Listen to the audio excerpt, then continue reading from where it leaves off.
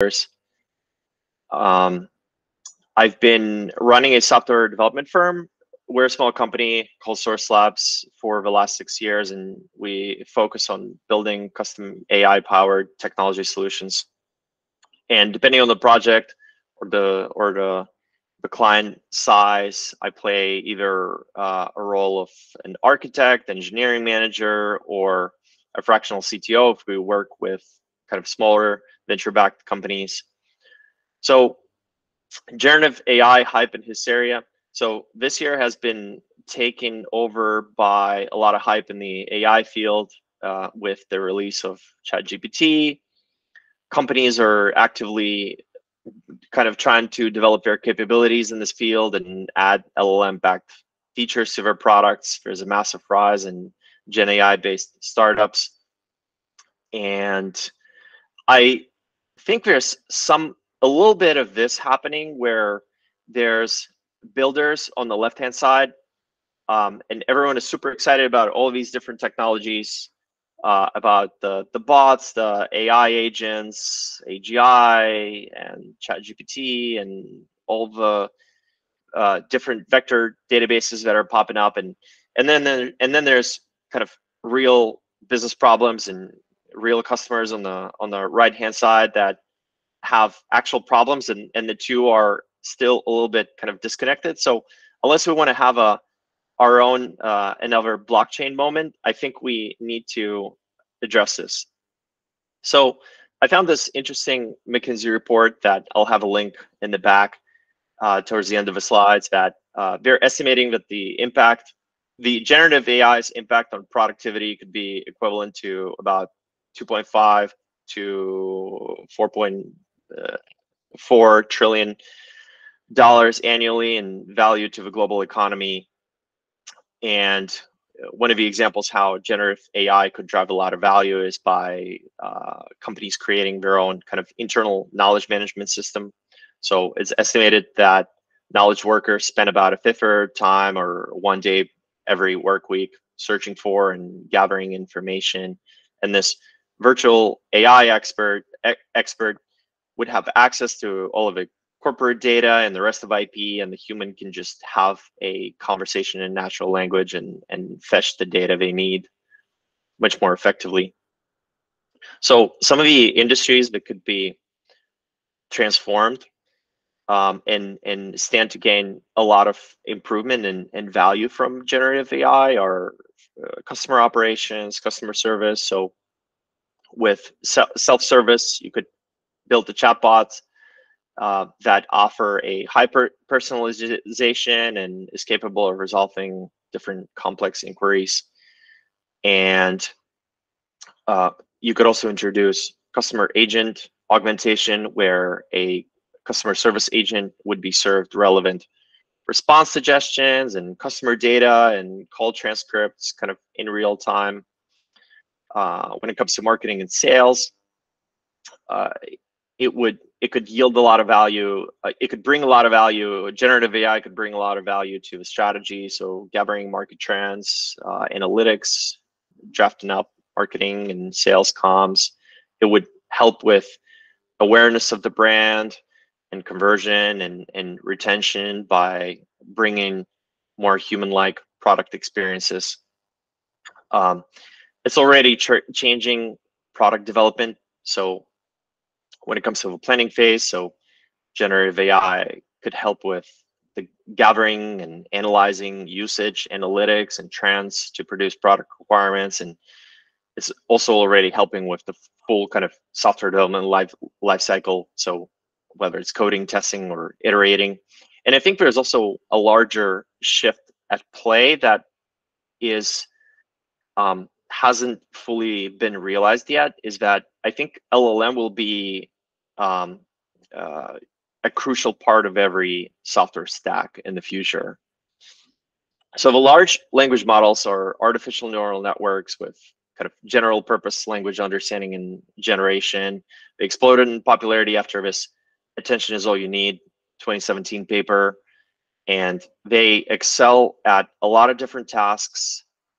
So they're really good at converting unstructured to structured data. So as developers, we kind of spend a lot of time turning unstructured data to structured data. We love to program when we have access to structured data, and we hate when we have to deal with unstructured data. So the large language models can already kind of serve as that bridge. The LLMs are also really good at summarization. So you could give it a document and have it produce a summary, or a blog post, or a book for that matter. They're really good at classification as well. So if you need to classify a list of blog articles, for example, blog posts, whether it should be bucketed as technology, sports, or business by topic, then LLMs are really good at that. Text generation as well, and I definitely need a much better graphic here. And there's still a lot of problems. So there's with building LLM applications and working with LLMs. So there's obviously hallucinations, and I'm sure everyone here has heard about this. When hallucinations are when models are generating incorrect or nonsensical text, and the LLMs also aren't continuously trained, so they have data up to a certain point. So for example, GPT-4 was trained on data up through April 2023. So any world events afterwards, it just does not know about this. And also in some instances, the relevant knowledge is not being leveraged. So if you're, like I mentioned, an example of building a proprietary knowledge management system, well, GPT-4 is not just going to have knowledge about your all of your internal corporate documents. And to address this, we'll talk about RAG and what retrieval augmented generation is. What a retrieval augmented generation system is. So this technique was first kind of exposed in this 2020 paper called Retrieval Augmented Generation for Knowledge-Intensive Natural Language Processing Tasks. So it's a technique for enhancing the accuracy and reliability of generative AI models with facts fetched from external sources. And the workflow goes something like the following. So I'll kind of drive your attention to the bottom here first, that you'll see that a user is interfacing with a system, and they would pose a question and ask, how do I do X? And within the RAG system, we would then take this user question, we would generate vector embeddings from that question. We would go to the knowledge base, typically a vector search database. We would find relevant documents by running a similarity search.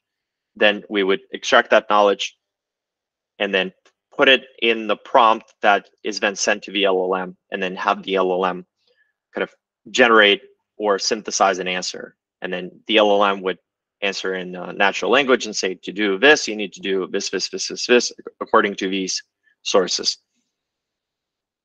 So in order to kind of understand this concept a little bit better, we'll jump into what vector embeddings are, what similarity search is, and what a RAG prompt looks like.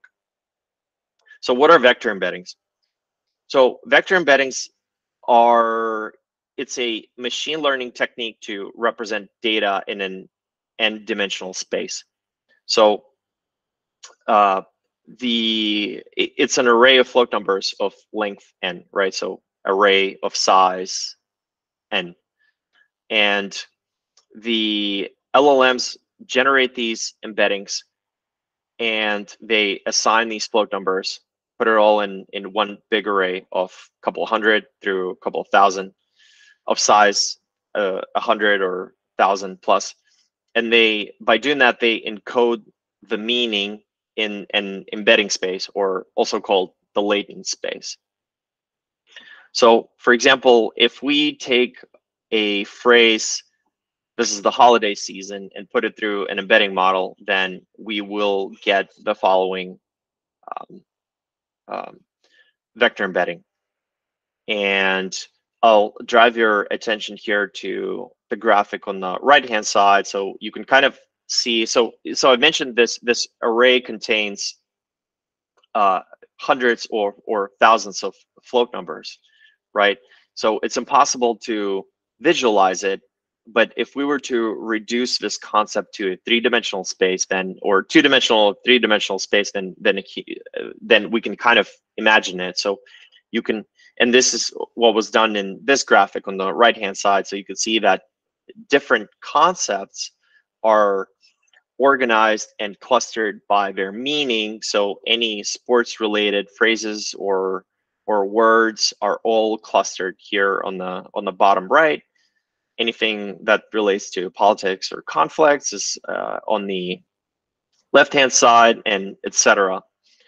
And so when we do semantic search, what we're actually doing is we take a query and then we identify where it is in this latent space, and we try to find the closest elements. So hence the term, the similarity search. Yeah, so again, so what vector search is, or also synonymous with similarity search or semantic search, is finding the closest data points by their inherent meaning. And there's kind of, this is a technical detail, there's kind of different ways of calculating this distance. So you can use the Manhattan distance, the Euclidean, cosine, Chebyshev. So let's kind of summarize all of this again. The RAG pipeline follows the following workflow. User's question comes in, we generate vector embedding for that user question. We then go to typically a vector database, although it could be any other kind of traditional data source.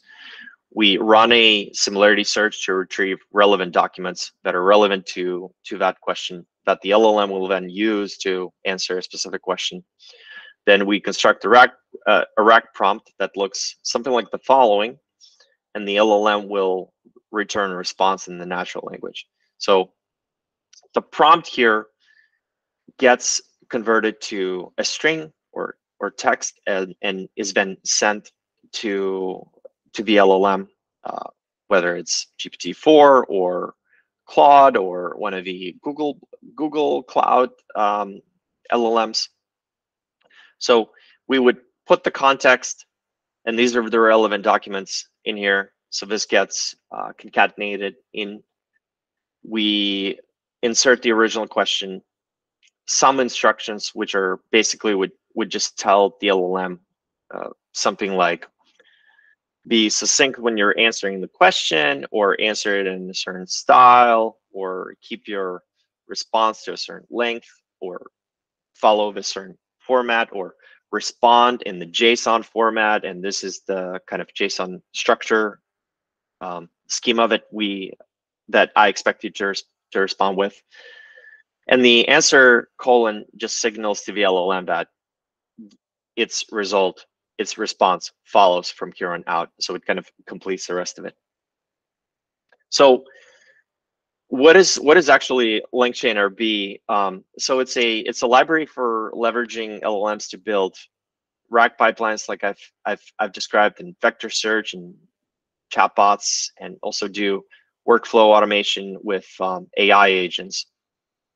And we aim to lean into the Ruby and Rails community so that it has the kind of plug and play look and feel to it, like all the other gems and libraries that we've gotten to love in our space. So I'll show this example of a RAG pipeline and then a very simple demo of a AI-powered internal management system. So please, I'll try to full screen it. Please let me know if you can see it or not. Can you see it? Okay. And I will just scroll through here. Okay, so there's some kind of technical details here. So okay, a bit be bigger. Let me try.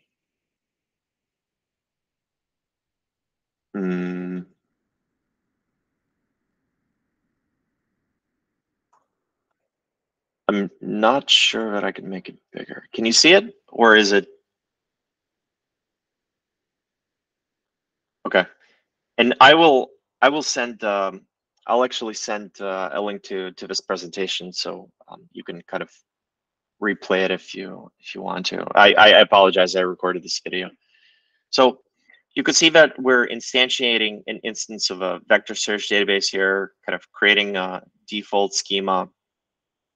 And in this instance, I have a local benefits brochure that I have stored on my local computer, and I'm gonna go ahead and add that to my vector search database, and this will be the knowledge base where data will be retrieved from. So I'll skip this importing step. And once that has been imported, you could see that I can ask.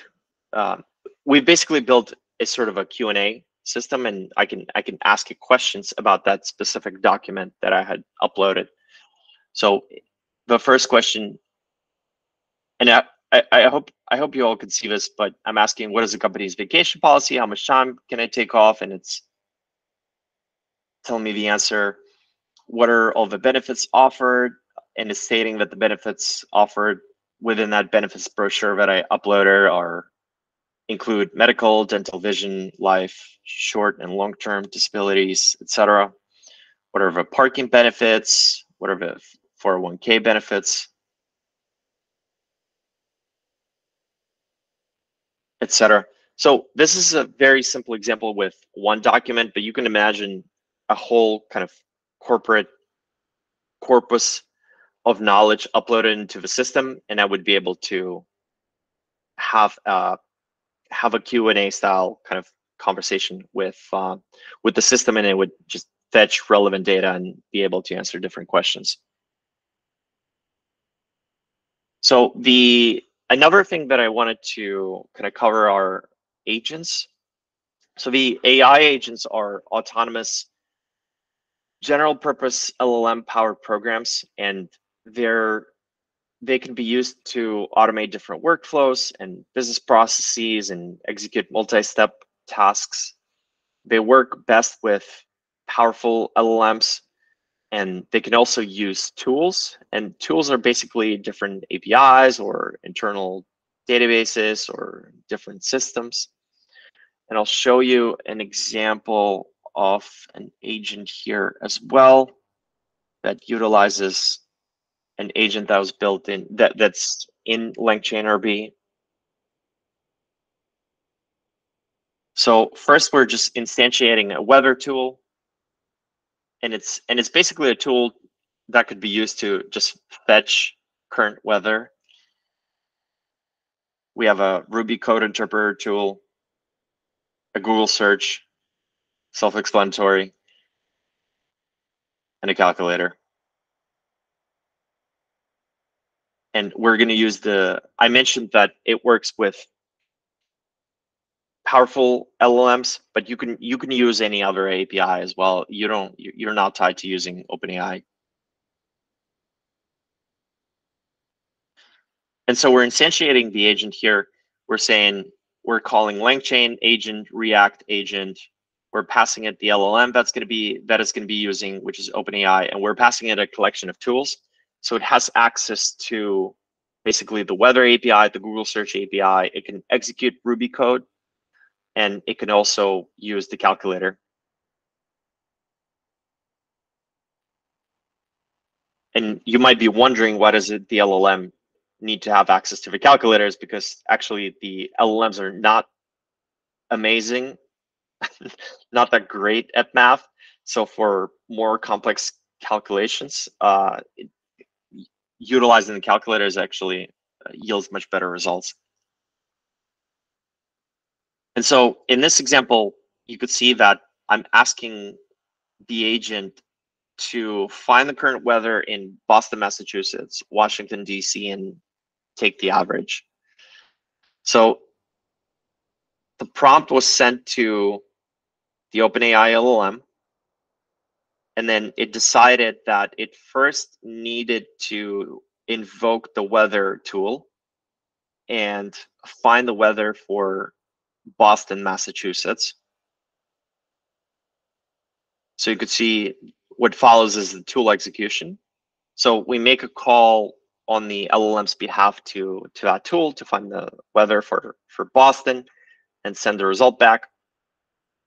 And then the next step, it decides that it needs to invoke the weather tool and find the weather for Washington, D.C. So on the LLM's behalf, we invoke that tool, we call that API, and find the current weather for Washington, D.C. and send it back to the LLM. And then it calls the calculator with a very simple equation where it takes the two temperatures and splits it down the middle, which was the original prompt. And then it responds with, all the way at the bottom, you can see the average current temperature in Boston, Massachusetts and Washington, D.C. is 84.2 ... So the next thing we ask it is to find the current ruble USD exchange rate. Sorry, I'll go back real quick. And it decides that in order to answer that question, it needs to do a Google search. So it does a Google search to, it decides to call the Google search tool. So, and we call the Google search tool on its behalf with the following kind of query: ruble USD exchange rate. We send the result back, and then the LLM synthesizes that answer in a more natural language sounding response. And lastly, we tell it to use a Ruby program to output the sum of the Fibonacci sequence for 1 through 1000. And we ask it not to define any Ruby methods. So the prompt is sent to the LLM, and it decides to invoke the Ruby code interpreter, and we execute the Ruby tool on its behalf with this kind of equation, with this one-liner that it came up with. And we send the result back, and it tells us that the sum of the Fibonacci sequence is this number.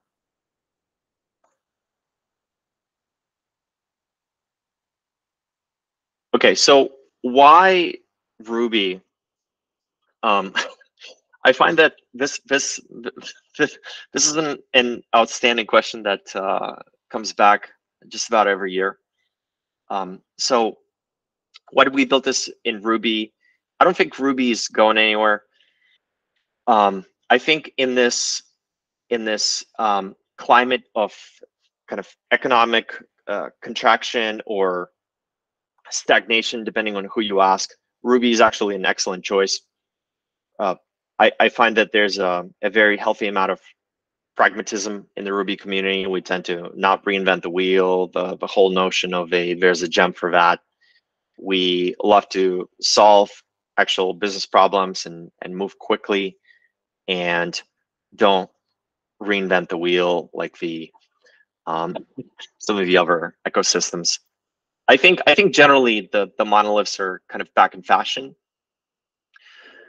We've done a project we've done a project for a client where we actually consolidated and rewrote their application from about 15 Node.js microservices to a single Rails monolith. Who would have thought we would be going all the way back?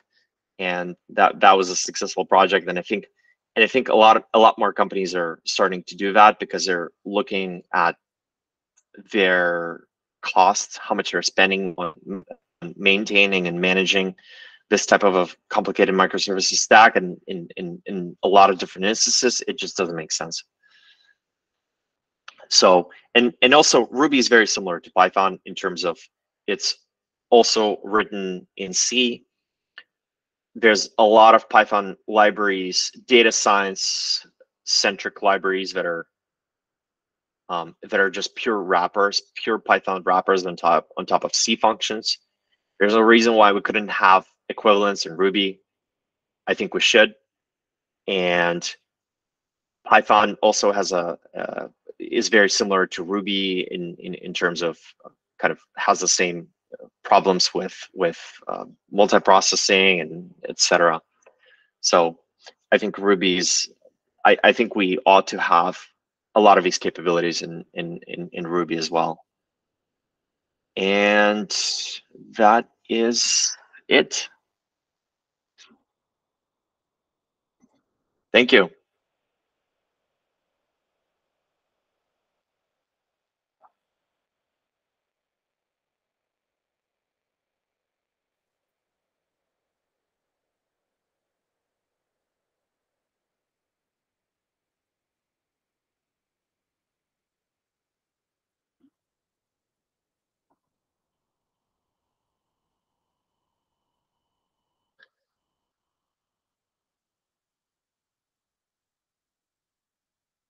Any questions?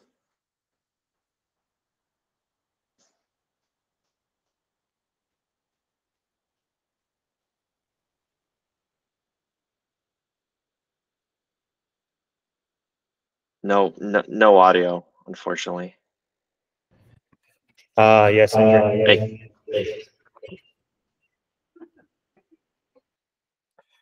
So how do we do this without too much echo?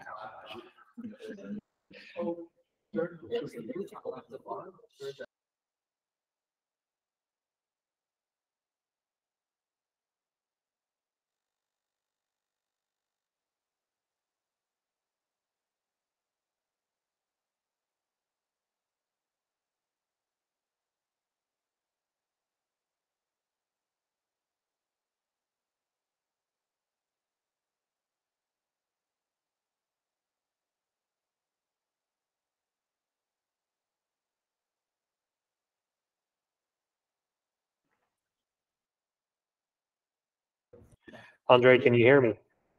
Yes. Hey, give me a thumbs up because we muted the speaker, so we didn't have any echo. Okay, so you can hear me. All right. We can probably use the laptop sound. If everything is really quiet, we should be fine. Go ahead and say something. Testing. Good enough for everyone? All right, we're going to do it this way. Extremely sorry about the whole mic situation.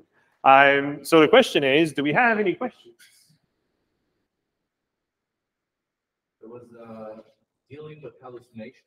If you have an agent that does a task, you have to be able to trust it. How do you deal with that? All right, so the question is about hallucinations. So if you have anything to add to hallucination, but also if you create an agent, how do you deal with hallucinations in general? If you were to automate something, or if you had to just deal with a concept in general, can you elaborate a little bit for us? Thanks. Yeah. So I'm gonna. Sorry, there's a lot of feedback. I can hear myself. I think it's good. Thank you for your question. So I'm going to repeat the question. I think if you build an agent and the agent hallucinates, how do you deal with it? So I think there's a couple of things. You definitely need to be careful about giving it access to your your infrastructure. And it may not be so. For example, we also have an agent that can execute SQL queries, and I would say if you don't create a separate role that's maybe just a read role in your database, and you have the agent execute alter, modify, and insert queries, it may not be a good idea. Also, before an agent decides to do so, you can try to sanitize some for some of the output and try to put some filters. So you would parse the response and again maybe search for those keywords like replace, insert, alter, and just raise an error if the LLM responds with that. In terms of inaccurate data, I think agents are relatively reliable when it comes to very narrow tasks. So, for example, I showed a couple things, right? So I showed a couple examples. One of the examples was fetching current weather and then doing something with it. And then the other example was fetching the exchange rate. I'm not sure I would have the same agent do I'm not sure I would have the same agent responsible for those different tasks. Maybe I would probably create separate agents and kind of keep tailoring and keep putting guardrails around them to basically closing in on the number of different tasks that they're able to do. Because if you want to build a very general agent that can do everything, you're going to have a bad time.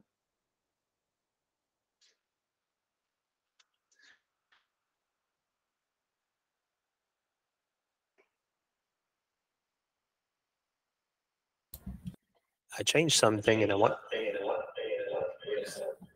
think it works. Eh? Yeah, I can hear it. Shut up. And you lower the volume over here? Yes, on the left side. That's it. Yep. All right, testing again. Give me your ABC. ABC. All right, cool. I think we've got a working setup. Turns out there's a volume on a mic. It's not an unmute or mute button. It's an actual volume, so we can pass the mic around. Next question.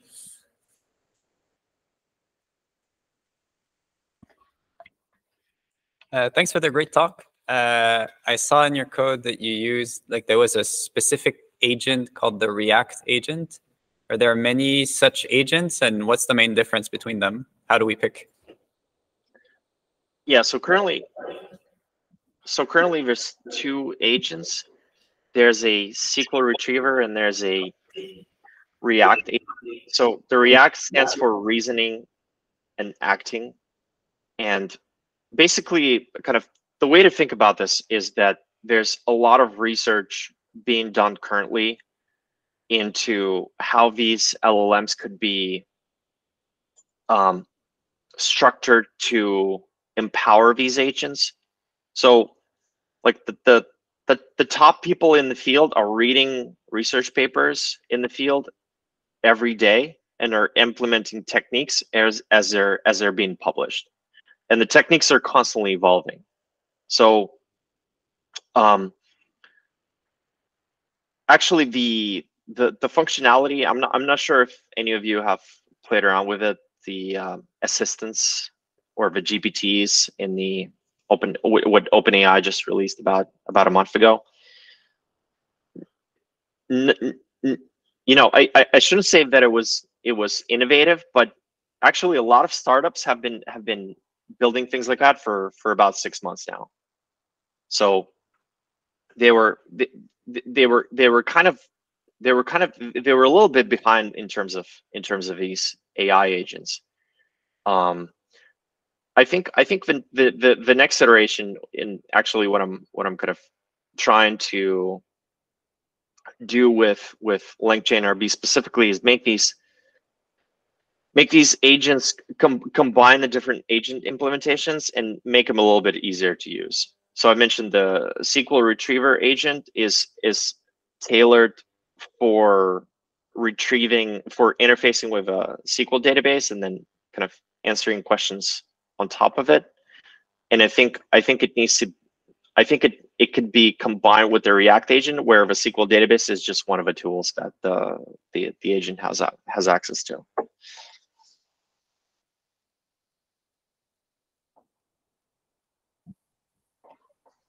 Thanks. Next one. Hey there. Thanks again for the great talk.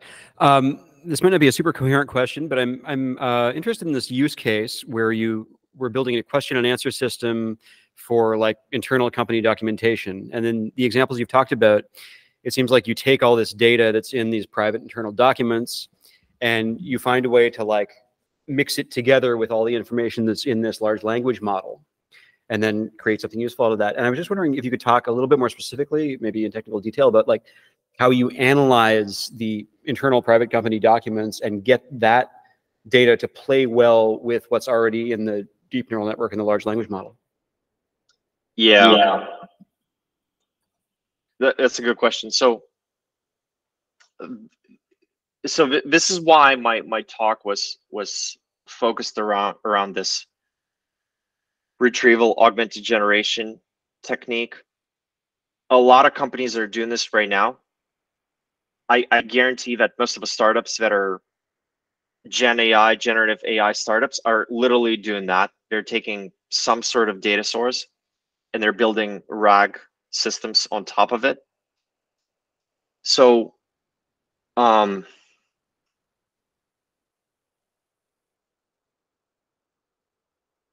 there's kind of basically what you're doing. So there's a lot there, but I'll go into the first concept, which is taking that proprietary data, taking the company data and putting it into a vector database. So basically what you're doing there is you're chunking the data, you're splitting the data, you have a corpus of company data, right? So it's PDFs, maybe it's audio files, maybe it's video files, it's previous, I don't know, Slack conversations, it's product requirements documents, it's marketing copy, it's sales brochure, etc. So you're building this kind of a knowledge system, right? With the hope that if someone needs to, if let's say a new employee starts, right, and they have all these questions about why certain decisions were made, or what a on-brand marketing copy looks like, right? Or how do you even write the code, and what are our coding styles, and why does this exist as a separate microservice? So the hope is that you would build a system and have employees interface with the system and be able to kind of better answer that data, or maybe not bug other employees to have these questions answered. So the first thing you would do is you would collect this data, and you would kind of chunk this data and put it into a vector database.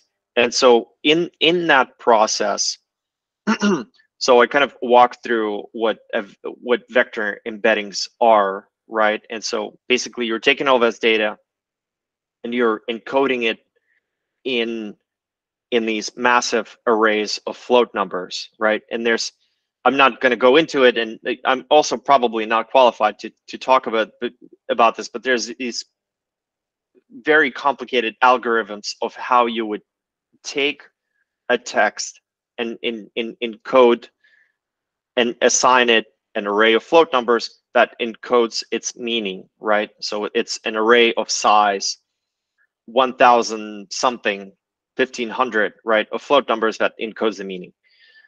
And what you're doing is you're taking all that data, you're generating vector embeddings for all that data, and you're putting it into a vector database, right? There's a ton of them.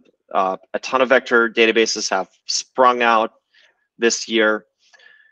I think we're going to see which ones are here to stay, which ones are going to be acquired, etc. And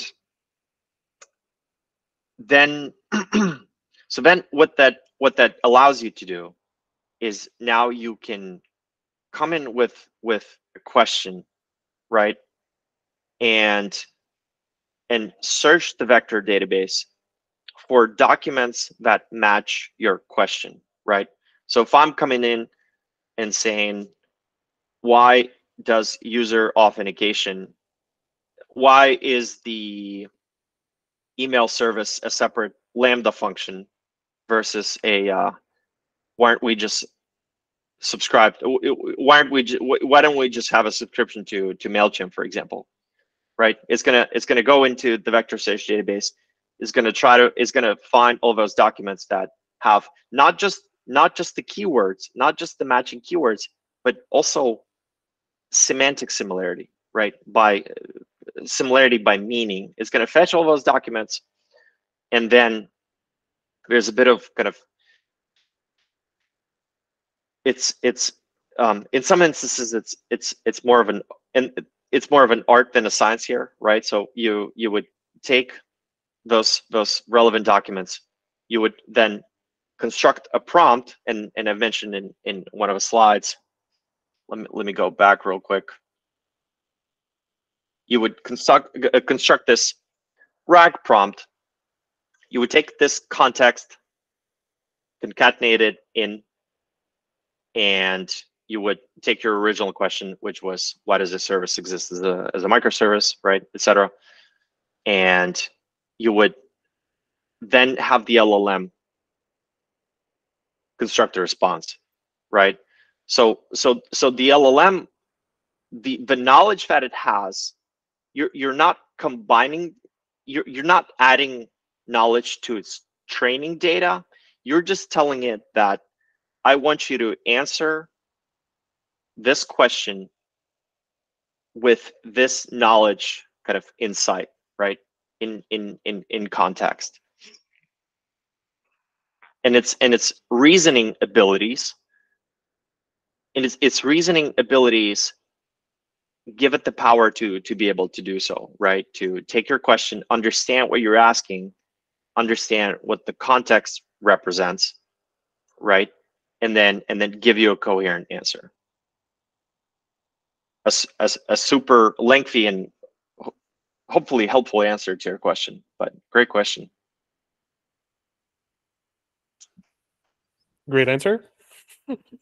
Yeah, great. I mean, just to summarize then, is the idea sort of that you're using the vector space to like cluster your internal documents or classify them rather, and then you're getting the LLM to sort of figure out, to like summarize the information in the documents. So the LLM is used for the summarization information strategy, kind of. Is that kind of what I'm the one word or one sentence idea? I wouldn't say summarization. I would maybe use the word compression. Yeah. So you would, yeah, thank you. You would compress the meaning into this array of float numbers representation. Thanks, Andrei. We have time, I think, for a few more questions. Ella? Yeah. Go ahead, Paul. Hi, thanks for the talk. So regarding this, does this protect from prompt injection? And I guess, do we care about that?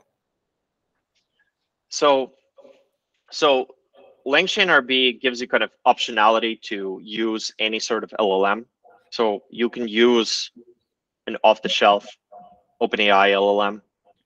You can use I mentioned a Google Palm LLM. Google just came out with a new one today called Gemini. They claim that it's just as good as GPT-4. I haven't played around with it yet.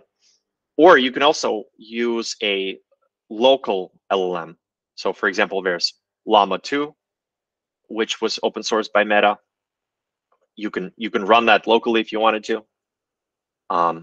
You need to kind of have certain compute requirements to be able to run that in a performant way, but you can absolutely do that.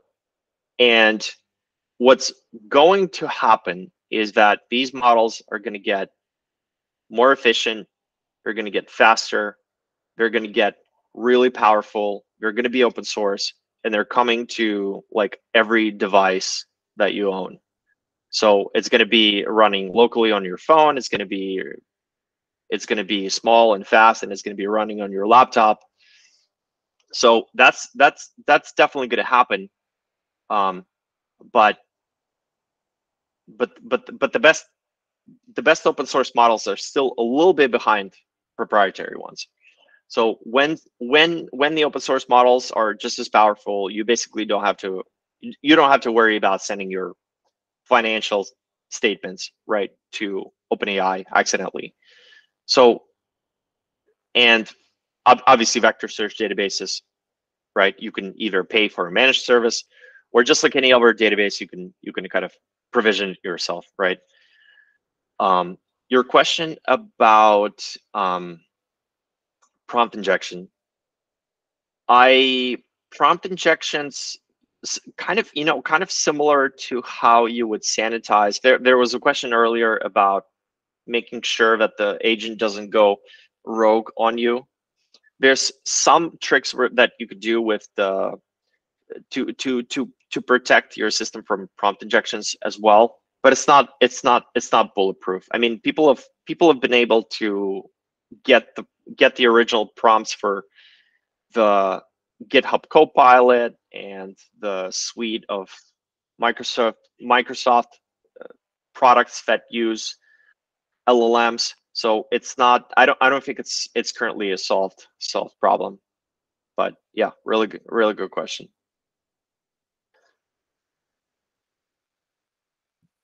Thank you.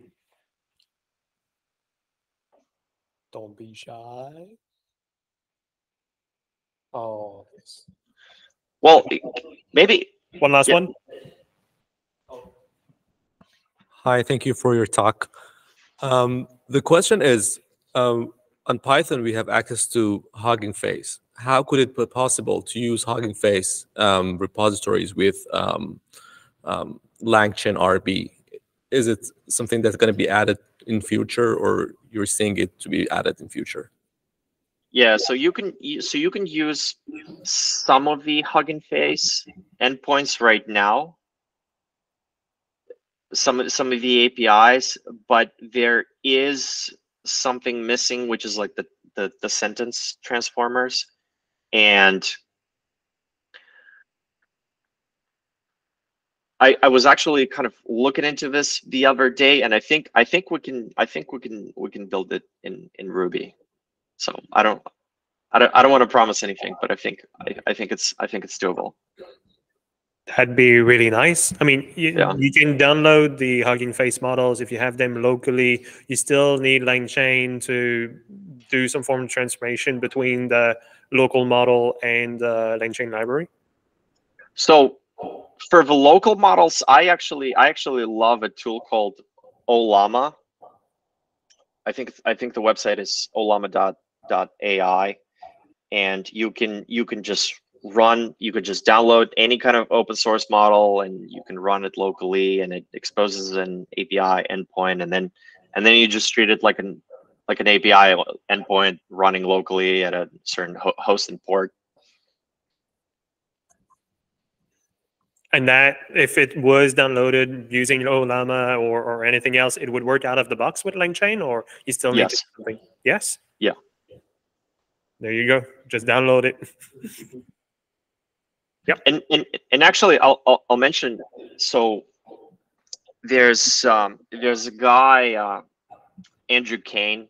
I'm sure you guys have used his libraries a lot. I mean, he's a titan in the Ruby space, and I was playing around with his torch.rb, which was supposed to be a PyTorch port. So I played around with it a little bit, and it's really powerful actually. So I think there's a lot of kind of libraries that we can build on top of it. Definitely. You can look it up on GitHub and Kane. He's the creator and maintainer of definitely at least one gem that you're using in your gem file. You had a question? Yep.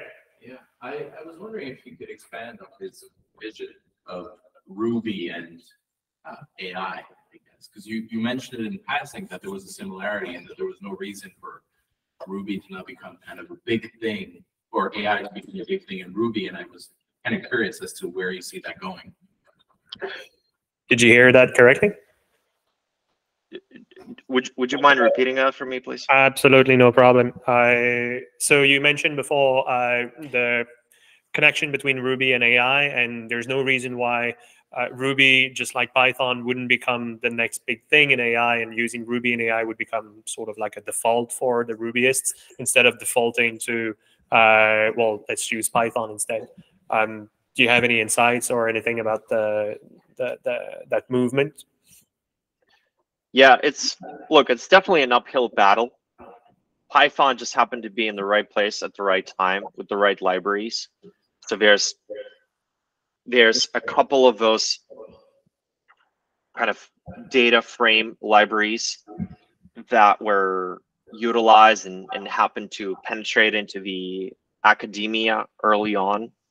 So the pandas and some and NumPy that helps you kind of manage data and change formats and do quick operations on top of it. Again, the way I see it, so I think we already have equivalents. Basically, Andrew Kane has built a lot of them. People just don't use them. But there's no reason why we couldn't make them to be just as good as the Python equivalents. Again, it's a very similar language. The syntax is similar. You know, it's just as slow as Ruby, right? If you think Ruby is slow. and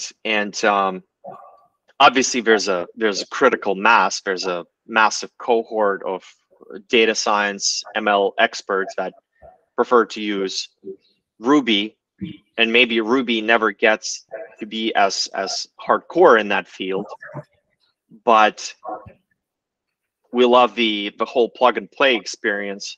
And so if we can achieve 80% of the outcomes with 20% of the effort, then I think a lot of Rubyists will be making that trade-off, right? So basically right now you have a large Ruby stack, or you have a Ruby stack. Let's say you have a Ruby monolith, and you would like to add some of these capabilities to your products, and now you're basically trying to decide whether I'm going to spin up a separate Python Lambda or microservice to add these capabilities. And I think the selling point for using something like Generative.rb is that maybe you could just add a gem file and get 80% of the results. True that. It's 8 o'clock, Andrei. Are you cool for one last question? Yeah, absolutely. Definitely. Let's keep going then. Yeah, thank you very much for the presentation. And yeah, you just mentioned that Ruby is not yet like implemented the parts for the Hugging Face sentence transformer parts. Since I believe a sentence transformer is quite important for vector database, so I'm curious if this actually affects your developments in like RAG or system. So it does, and which is why I've kind of started to look into this. And there's obviously a lot to do there, and there's a lot to do there, and I think I'm also trying to be pragmatic. So the more issues I hear about are the things that I'm prioritizing, right? But given how slow kind of adoption still is, I think on the Ruby side, I think there's still some time. I would actually love to see many more AI ML flavored talks at Ruby meetups and conferences. Like I don't know if any of you have gone. I didn't go this year. There was just a RubyConf in San Diego. I don't think they had any AI talks, and So we happen to have one of the key, well, at least a prize winner of and a presenter, but last year anyway. Yeah, there was one talk about AI. Well, maybe once. Was it the workshop? Yes, the workshop. Yeah, the workshop. So I personally kind of feel that I feel like it's a little bit blindsided to not include any AI talks this year, right? Definitely. And Again, given the hype and the hysteria in the AI field that's been unfolding this year. you should take a bus ticket to come to Montreal, because it's a very easy segue into next month's meetup of Montreal.rb that focuses on Ruby and AI again, with JS presenting this time. In the medical field. In Awesome. the medical field. You're not that far. Any other questions? Mike is on. Yeah, maybe I can ask a question. Go for it. I'm just curious. I'm just curious if anyone has experience building applications with LLMs and what your experience has been.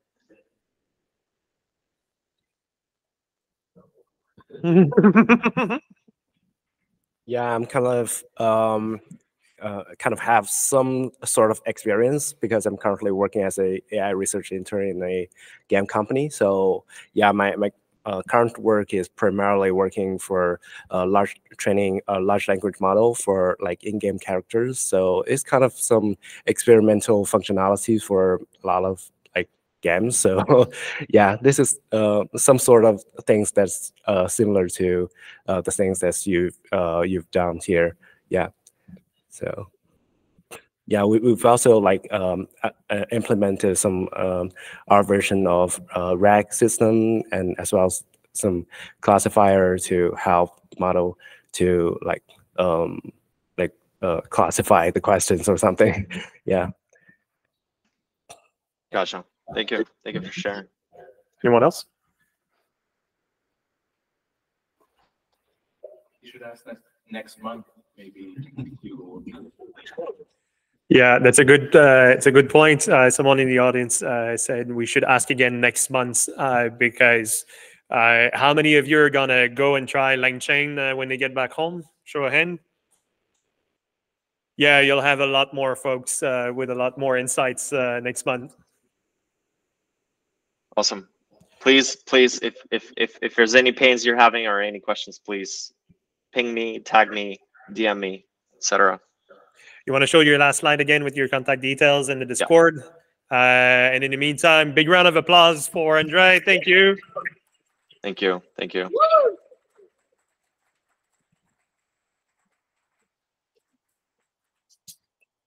Thank you so much.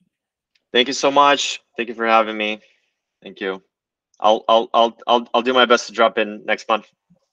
Thank you. Cheers. Thank you. All right. Yep. See ya. Bye. Bye.